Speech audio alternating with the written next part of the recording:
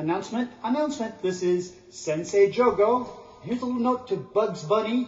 You need to do a left at Albuquerque and not a right if you're heading to Osaka. You just called me from London, which is a whole long way off. Just a little tip there from your sensei up at the booth. Let's see what's up next. Welcome to ConSuite Cooking Home Edition. I'm Amanda Arthur-Struess, one of your hosts. You can call me Mandy. And we are celebrating our DemiCon theme this weekend. Super mega graphic novels, comics, animation. With our food posts that we are going to have and how they are connected to some of those wonderful characters that are out there. Mine is Naruto and his love of ramen, which I love ramen too. Oh, ramen. For those who don't know what ramen is a soup, pretty much a soup with noodles and covered with a whole bunch of goodness. Or we shared the love of ramen together until about a year and a half ago when I was diagnosed with high blood pressure, which means low sodium diet, which means ramen is because it's high in sodium. So what does a ramen loving girl do? She creates her own recipe. So I'm going to walk you through my low sodium recipe that I hope you can enjoy. And if you want to add the sodium back to it, go ahead. So let's begin. Welcome to the beginning components of the broth. Olive oil or oil of your choice. You'll probably use about a tablespoon to put in the pan to cook your onions and also brown your meat. With the onions, it is a medium onion. I have a red onion here, but you can use the yellow or white, whatever you have works. I have ginger here. This is the ground ginger. You can also use minced ginger. This is about a half a tablespoon of dried ginger. If you have the minced ginger and you really like ginger, you can put in a tablespoon or half a tablespoon. Over here we have garlic. I have a tablespoon of garlic that's minced. I like garlic, so I usually throw in a little extra. Soy sauce, you can use between a fourth of a low sodium soy sauce or a third. It's whatever you like. Also, you can use a substitute for soy sauce is coconut aminos. Now, for those that are allergic to coconut, this is a no, but this is a great substitute for soy sauce totally. Over here we have stew meat, so beef stew meat. Sometimes you get it and it's huge pieces. Cut it up. Make sure that it is cut up and ready to go. And then, of course, you have your broth. Over here is unsalted beef stock. So there's not a lot of salt in there. There is a little bit because beef stock still has a little salt just from the beef itself. And so this is like the best level you can get. So to start off with, this is what you start off with. One of the things you can add is good old sesame oil. Now, I don't particularly like sesame oil, but there's some people that like that nuttiness. If you do add in, you want to put in a teaspoon of sesame oil. If you like it more, you can add in 2 teaspoons. So whatever you like with this addition, if you want. Usually you would just throw this in with the broth when you're throwing in all of the soy sauce too. So you would put it in at the same time as that. All right, we are getting ready. I have poured in a little olive oil in the bottom and heating it up. I do want to remind people that you wash your hands before, and if you are in a household or serving to friends that is during the pandemic, remember to wash your hands, put on gloves, put on masks. But as I am home with my husband, I have just scrubbed my hands like crazy. So while we're waiting for that to go, get that warm, I'm going to take the onions, dump it in.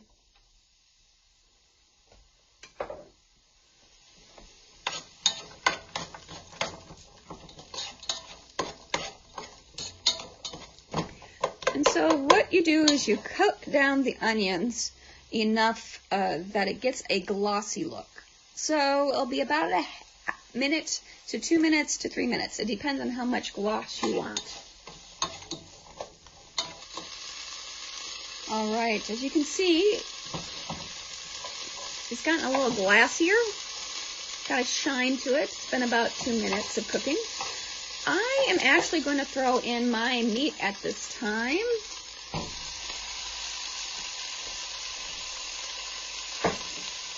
And the goal is to brown it. So not to cook it all the way through, but to brown the sides.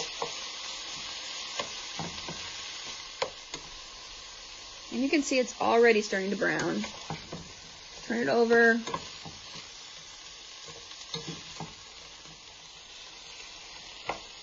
If you want to know the heat, it is at medium for me.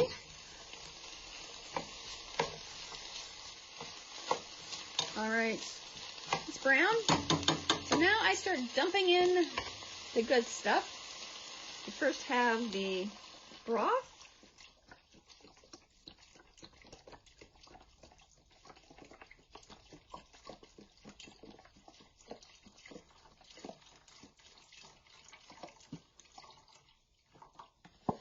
I sometimes run water into the container to make sure I've gotten all the yummy goodness out. Ginger, garlic, and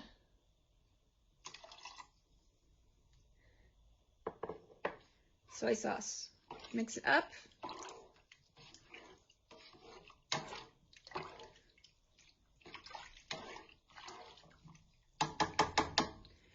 Now what you're going to do is make sure that it can get it to a little boil, and then you will bring it down to a simmer, and this will go for an hour. So cover it up, let it simmer for an hour. We'll be back to add more. All right, we've got to the boil stage. Now we've got to turn it down and try to guess what your oven will tell you to do. So I'm bringing it down to about right between medium and low to try to get it down to a simmering point. So let's bring it down. There we go. Seems like a good simmer. I'll give it a quick little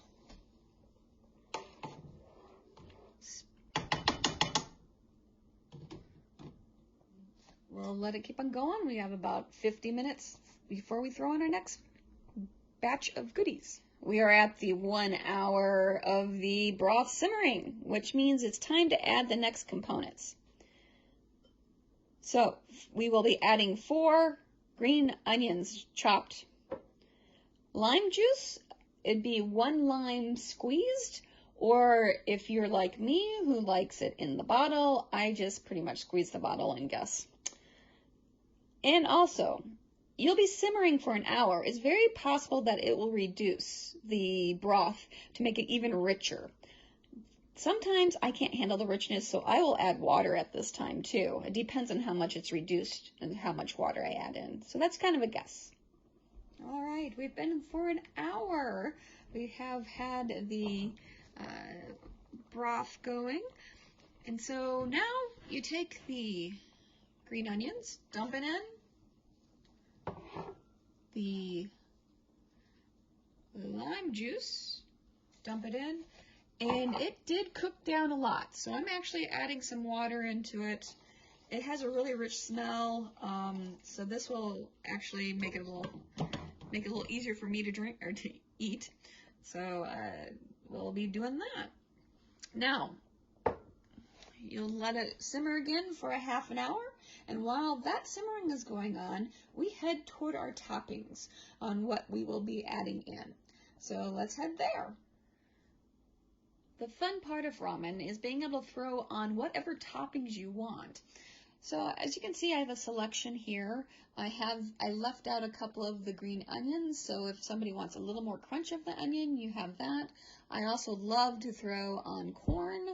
This is frozen that I've already cooked a little bit and have cooled. Spinach is always great. Of course, carrots. Carrots are great. If you have cucumbers, you can put cucumbers on top. Of course, the good old hard-boiled egg. I actually do 4 when I do the hard-boiled egg because there's going to be leftover broth, so why not have some for tomorrow? Now, with the hard-boiled egg, this is hard-boiled. There's also the soft-boiled egg version that they use at ramen noodle places. You can do either. I like the hard-boiled, so it's hard-boiled. So what's the difference between that? So when you boil an egg, you put it in water, and when it starts boiling, that's when you start the count. So for 6 to 7 minutes, you'll get the soft yolk in the middle. It's cooked a little bit, but it's kind of runny. And then if you do 9 to 10, you get the hard-boiled egg. The secret to make it so you don't have a ring around the yolk is you put it in ice cold water as soon as it's done boiling. So you take it out, you put ice cold water and let it sit. We also love avocado, which we throw in lime with it. My husband loves a sauce on top. That's not me, but this is what's the fun part to me. The soup is this part where you get to figure out what you want on top. You also notice that they don't have one of the fish pieces, which is the circle of the fish that has like a little roll in it. That's actually got a lot of salt in it. So I've cut that out, but you can add that in if you want to add that in again. Of course, with ramen, you have to have noodles. Now, usually when you think of ramen, you think of these noodles, the squiggly ones that you throw in. Unfortunately, the packet's not the only thing that has the salt in it. These noodles have a lot of salt in it compared to some of the other options that are out there. Now, if you don't care about the salt, throw these noodles in, get rid of the packet, use your own broth of goodness, and have fun. The 2 versions of noodles I use is a udon and a rice noodle. Now, both of them are done a little bit differently. The udon, who knew this is actually a Japanese noodles, but it's done in Australia for this company. It has no salt in it. It is wonderful. It even has a little wrap on it that tells you your portion you're supposed to do. And it is done regular way you do noodles, where you boil the water, you throw it in for the time, and then you pull it out. The other one, rice noodles, which are wonderful themselves, they are done a little differently in that you don't boil the water. You just have really warm water from the tap, and you put your noodles in it and let it set for the amount of time it says on the package. Don't overdo it because it'll become a gooey substance. So these are great also because they're gluten-free and no salt. So if you have gluten issues, these are the ones you want. I have put the noodles in while we're waiting for the broth to get done. I've used the udon, so right now it is bubbling away. It should take about 4 minutes to do this. What happens then is you strain it and then have it sitting there to be put in your soup. You do not add it to the broth. This is one where you keep everything apart until you put it together in the bowl. So, we're almost there. We have reached the time to put our ramen bowl together. And the ramen bowl with the chopsticks. Oh. All right. The broth is ready. All of our toppings ready. The noodles are ready. And what I want to stress again is you do not put the noodles in with the broth. You put the noodles in the bowl. Everything is constructed in the bowl. So let's begin. I like noodles. Lots of noodles.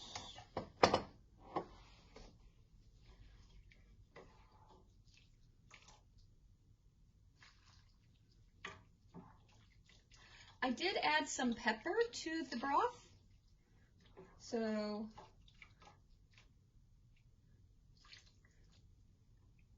in case I want some more meat. All right, toppings. I have my eggs that I'm going to throw in. I want some of the good old green.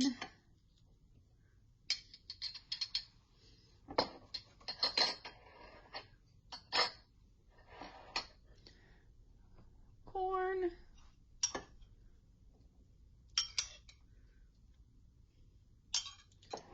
Carrots.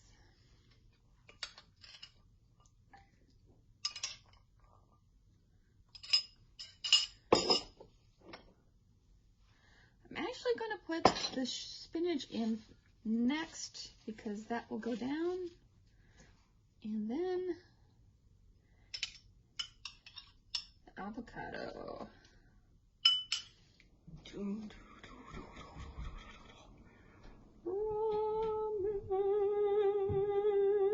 dun, dun, dun. Da, da, da, da.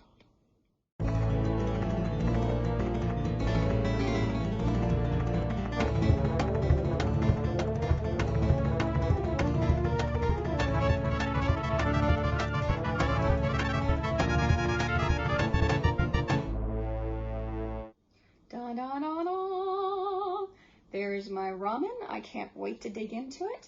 I'll go and watch Naruto and enjoy this while I snuggle under my kotatsu. So I want to say thank you for joining me. I hope this recipe will maybe fit into your recipe books for low sodium version of ramen noodles. Ramen, gorgeous that it is. So thanks for joining me. I'm Mandy, one of the hosts of the ConSuite, and this was ConSuite Cooking Home Edition. Until next time.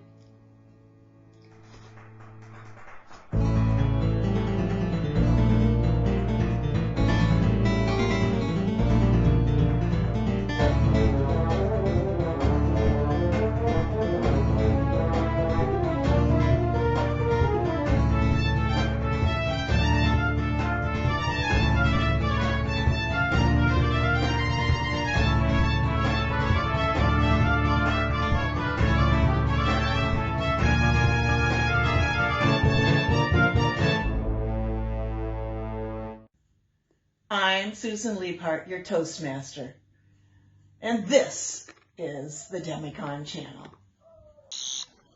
Oh, hi, I finally got here. I just wanted to say hello.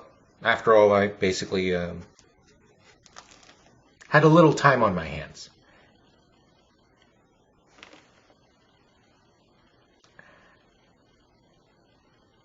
I've got to fix this. I'll see you in a little bit.